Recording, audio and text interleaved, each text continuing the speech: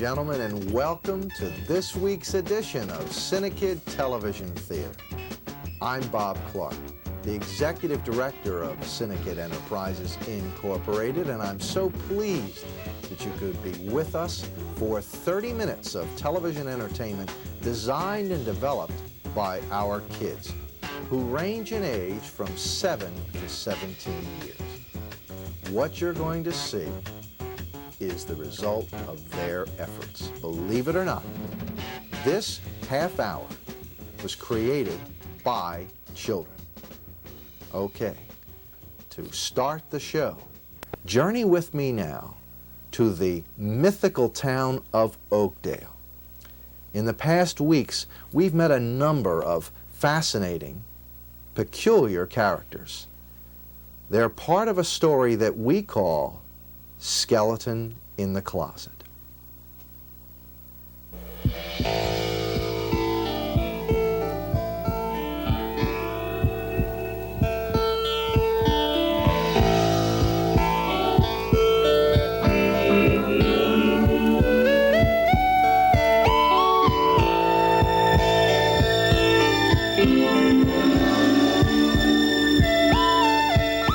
Aunt Tilly, I want you and Fiorello to just stay here. I'm tired of sitting here. I'd like to go to my room. I'd like to go home now, please. See? Now how long do we have to stay here? Leslie, what about your sister and the kids from next door? That's right. We've got to think of some way to get them out of the house. I don't know. Well, no, I understand your position, and I understand the way you feel. But don't you think this is a police matter now? No, I don't. Not anymore. Every time that little boy goes into the backyard, he comes back with something worse. Personally, I'm not satisfied with the way the police have been handling things. I'm running for mayor. If I'm a take-charge person, I'm going to take charge. I'd appreciate it if you'd just go upstairs and see if you can get Suzanne out of the house some way. If you'll excuse me, I have to go to the bathroom. Aunt Tilly, please, please, just be patient and sit down for a little while. Leslie, what am I going to say to them? Let me see. Why don't you tell Suzanne that we're going to have her room painted and that the painters are coming soon? She's never going to believe that. Well, you're a reporter. Be creative. I don't do science fiction. Melanie, please. All right, all right. Okay. The private detective should be here in just a few minutes to pay us a visit. Oh, a private detective. Why didn't you tell me? Can I go home now? Fiorello, I'd appreciate it if you'd stay and just talk to the gentleman for a few minutes. You're going to love it. It's going to be great. You'll love the color orange. But I hate orange! Well, you'll love this color. You'll love this shade. Melanie, are you trying to get us out of the house? No, no. Suzanne, couldn't you just for once, just this once, cooperate?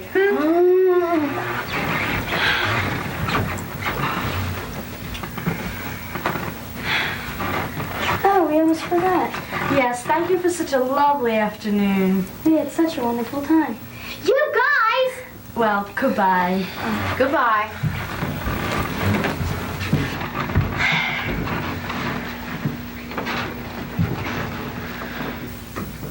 I don't know. Well, they say he's the best in the business. But what's he doing in Oakdale? I don't know, but from the excitement in Mabel Sullivan's voice, there must be something special about him. Now, Leslie, we're talking about two totally different things there. I know. But for whatever reason, he's in Oakdale. I happened to catch up with him when he was at his hotel, and he's agreed to come and talk to us. Oh, I'll get it. Oh, no, that's all right, Aunt Tilly. You just sit down. I'll get it. Hello, won't you come in? Thank you. Mr. Baxter? Miss Barrett. This is my nephew, Buddy. Bud, it's nice to meet you. Let me introduce you to everybody. This is my Aunt Tilly, and this is Fiorello T. Cronin. He's our next door neighbor. And this is my friend and my campaign manager, Melanie Ross. How do you do? Won't you have a seat? Thank you. What I wanted to talk to you about is, well, it's kind of complicated. Melanie, maybe you can help me out with this. Mr. Baxter, to explain this to you very simply, Fiorello is doing a social studies project in school. He harmlessly requested to dig in their backyard. Now, first he uncovered the skeleton of a hand. Then the police got involved. The police didn't do anything. Oh, I don't know about that. I think the police did a very nice job. In a way. Please, please, Aunt Tilly. Nothing was accomplished. What makes you think you need a private investigator? Besides, I'm on holiday.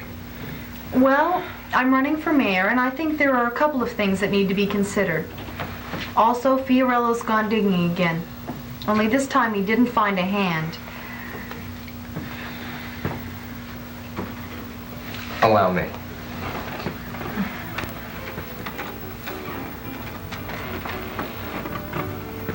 Wow, neat. The agreement was, if you come along, you be quiet. I'm sorry. It's a foot. The skeleton of a foot. Yeah, right. Do you think it's the left foot or the right foot? Mr. Baxter, I'd like to retain your services. The police haven't been told about this yet, but... Miss Barrick, I think this is a police matter. And like I said before, I'm on holiday. I think the police should know about this. Now, I'm flattered that you called for my services, and I thought I owed you the courtesy of coming out. Mr. Baxter, I don't think you quite understand. I'm running for mayor, and this position means a lot to me. My family's lived in Oakdale for centuries, and we're a family of some position. I understand that, Miss Barrick. Let me explain it to you this way. I'm offering you $1,000 a day plus expenses to take the case. You've got a deal. Good.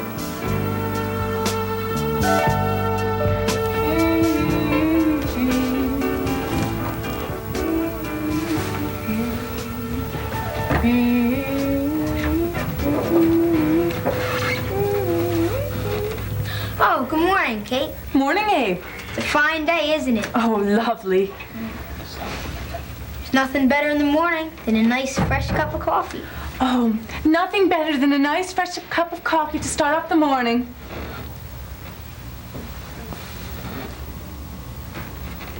Are you cold? No. Well, then why don't you take off your coat and we'll all get to work.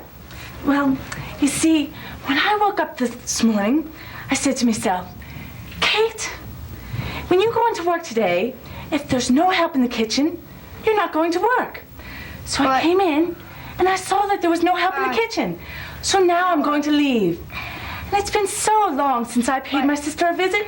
So don't you think it's about time I did so? No. Oh, and I have this cute little answering machine at home with my sweet voice on it. So if by chance you do happen to find some help, you can call up and leave your name. No, but... And maybe I'll get back to you. But until then, good luck. Kate. Wait a minute, Kate. Table for one? Yes. And your menu. Thank you. If I may suggest, our cook Kate makes a delectable cheese omelet. It's light and fluffy and made with real Vermont cheddar cheese.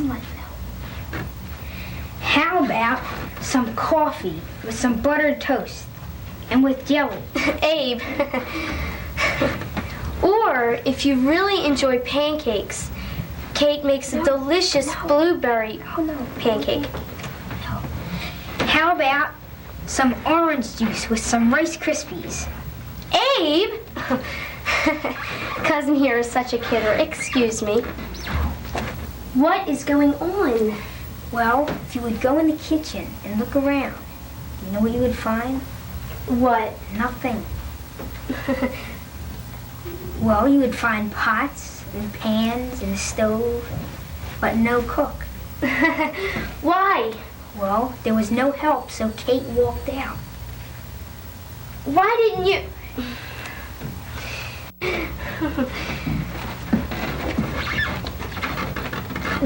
Maybe you would like an English muffin. No, I think I'll have eggs Benedict and a cup of coffee black and perhaps a glass of fresh squeezed orange juice. That'll be all, thank you. Oh, well, we're a little behind in the kitchen. We'll see what we can do. Abe? Mabel? Abe? Mabel? Abe!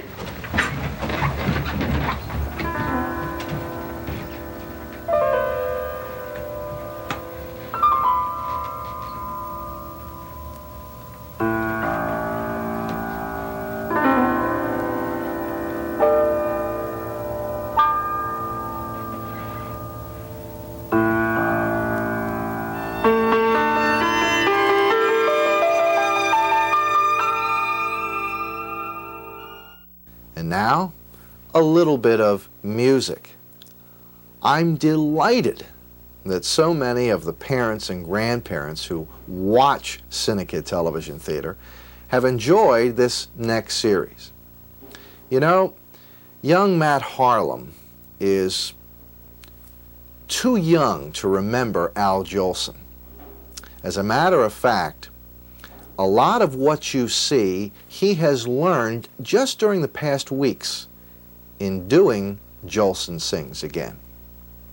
To answer a couple of the most frequently asked questions, the music, of course, that provides the basis for this series has been collected from some of Jolson's greatest motion picture and Broadway performances.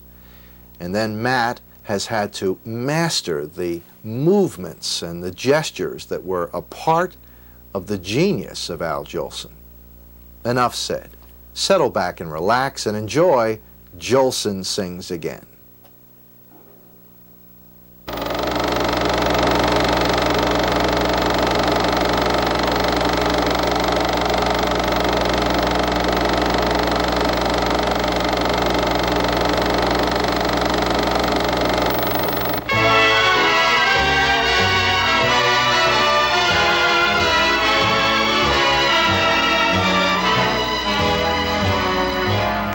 Rock-a-bye your baby with a Dixie melody. When you croon a tune from the heart of Dixie. Hang that cradle, mammy mine, right on that Mason-Dixon line. And swing it from Virginia to Tennessee with all the soul that's in you. Weep no more, my lady. Mammy, sing it again for me. And old Black Joe, just as though you had me on your knee. A million baby kisses I'll deliver if you will only sing the Swanee River. Rock-a-bye, you'll rock-a-bye, baby, with a Dixie melody. Rock-a-bye, hush-a-bye, with a Dixie melody.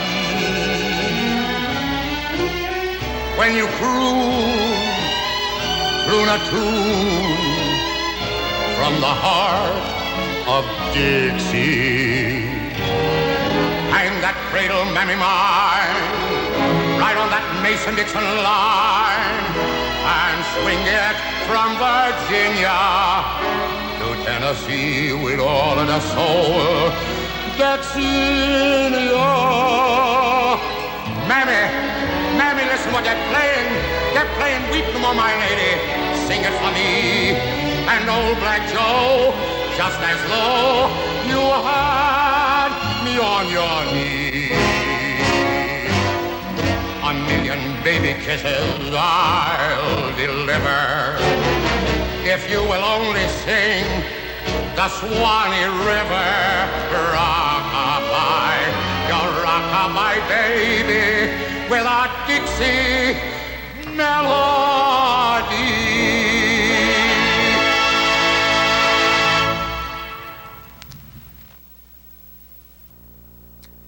Thanks, Matt and Dan.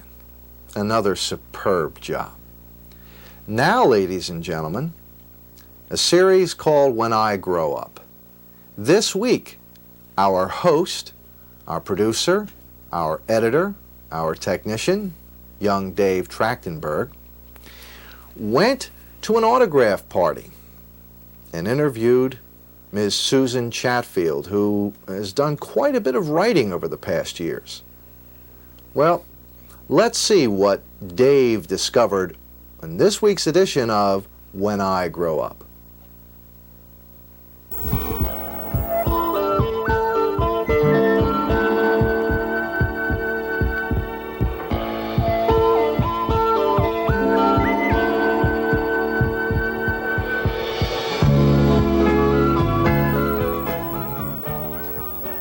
Hi, I'm David Trachtenberg for When I Grew Up. This week we're visiting the book buyer. We're going to be talking to Susan Chatfield, who is an author. Well, let's start out. Before you were an author, you were a nurse. While you were studying to be a nurse, were you writing books? No. When one studies to be a nurse, it's about all you can do to keep your head above water to learn what you have to in nursing. You're now an author. And when did you start wanting to become an author and writing books?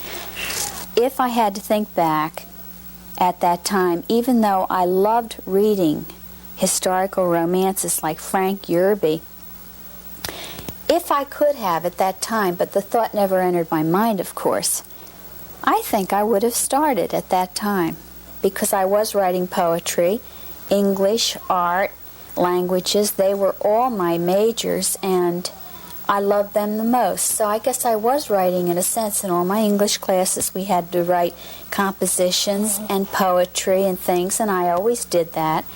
But I never thought about it as something to do on the side to make money, if you will.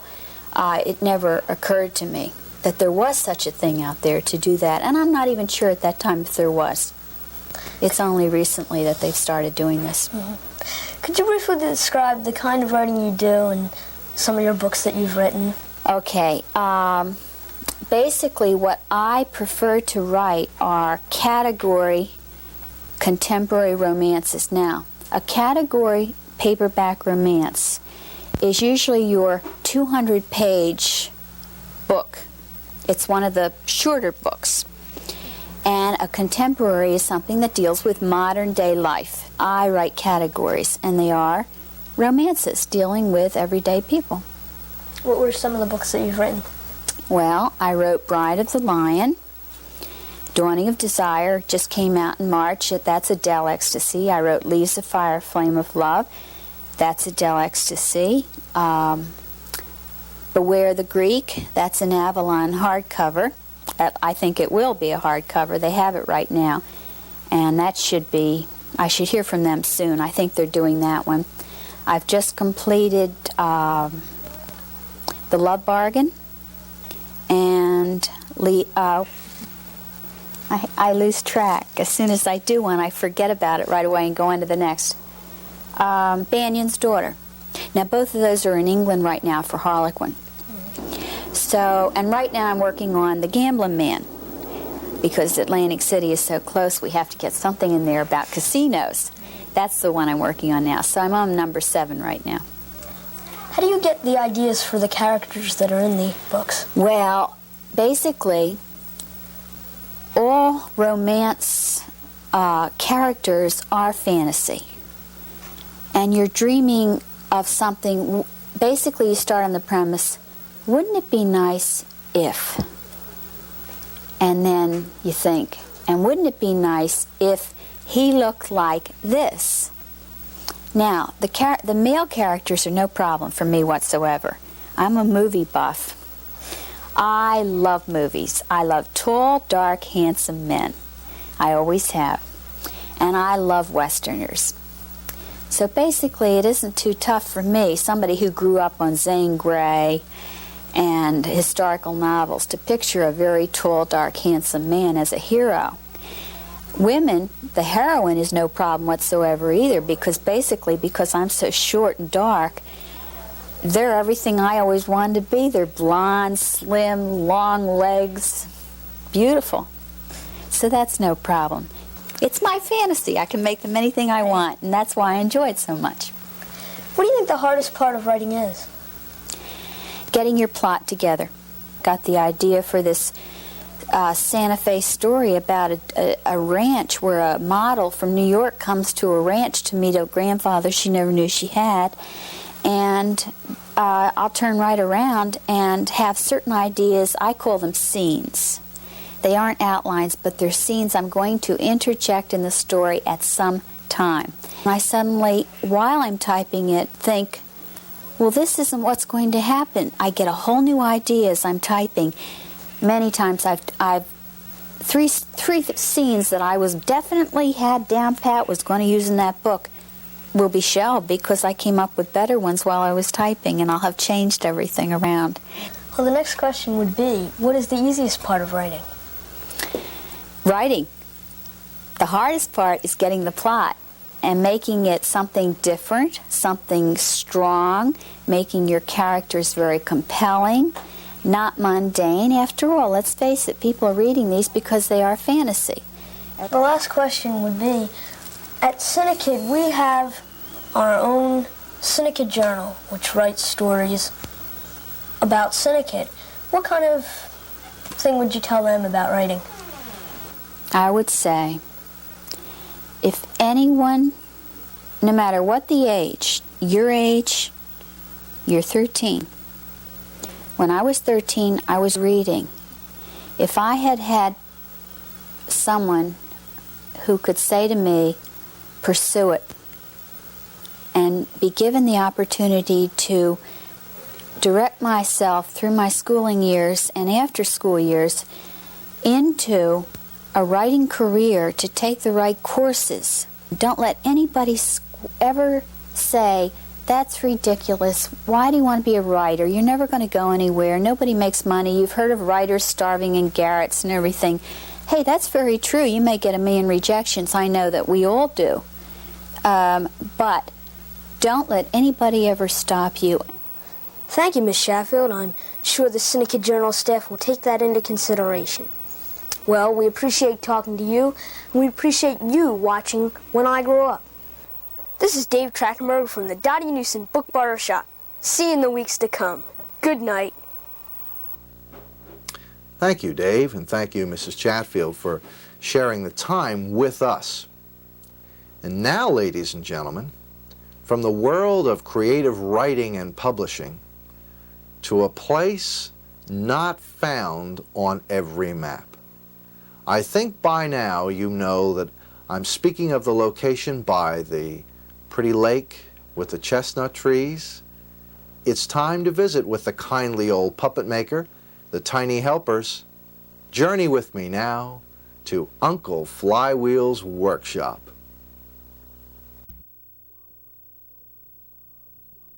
A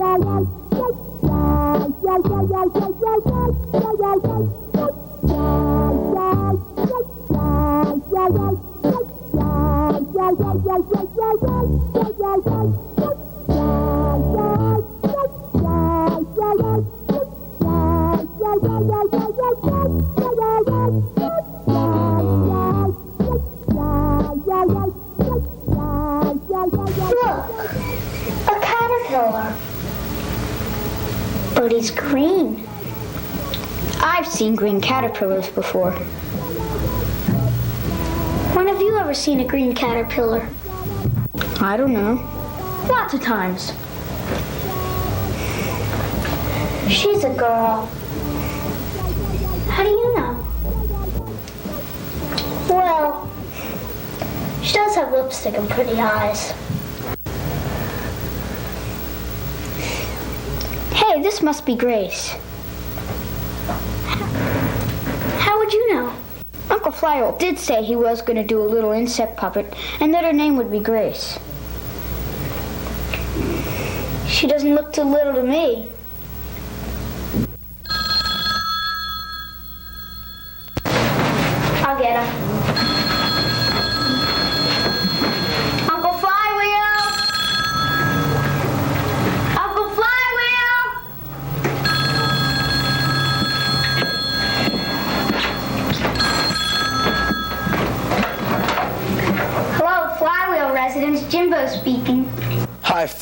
residents. Hi, Stuart. It's Stuart. Let me talk to you. What are you doing on the phone, Jimbo? Where's Uncle Flower? Uncle Filo's upstairs doing something. You want me to get him? Nah, that's okay. I just called because I was bored. I wanted to talk to somebody. You'll never guess what Uncle Fly will meet. It's a long green caterpillar. I didn't know caterpillars were green. Neither did I. Hi, Stuart. Hi, Enrico. When are you coming home? Pretty soon. It is green. It's a girl.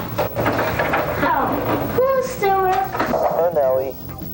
Now, can I tell you all about it? All right. Okay, good. Well, her name is Grace, and she has 9 pairs of legs. And she's a girl. How can you tell that? Well, she does have lipstick and pretty eyes. Oh, yep, that's how you tell, all right. Stuart, I'll tell Uncle Flywood to give you a call. Okay. Bye, Stuart!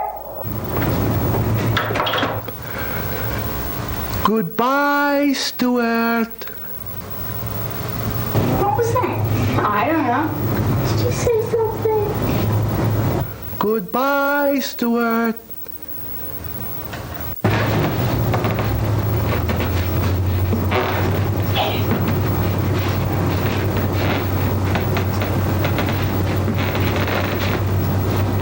Did you say something? Oh, no.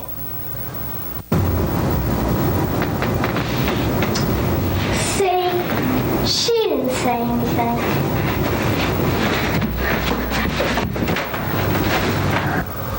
Oh, do not be afraid. Come over and talk to me. Yeah, Jimbo. Go over there and talk. Me? Why me? Well, you are the oldest. But you're the girl. Oh, come over here and talk to me.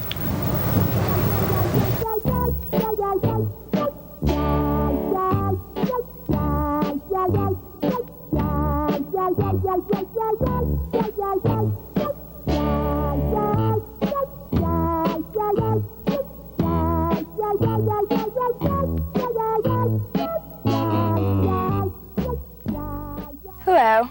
This Friday and Saturday nights at 7:30, CINEKYD's Family Movie Night Series will present a Shopper Special Weekend.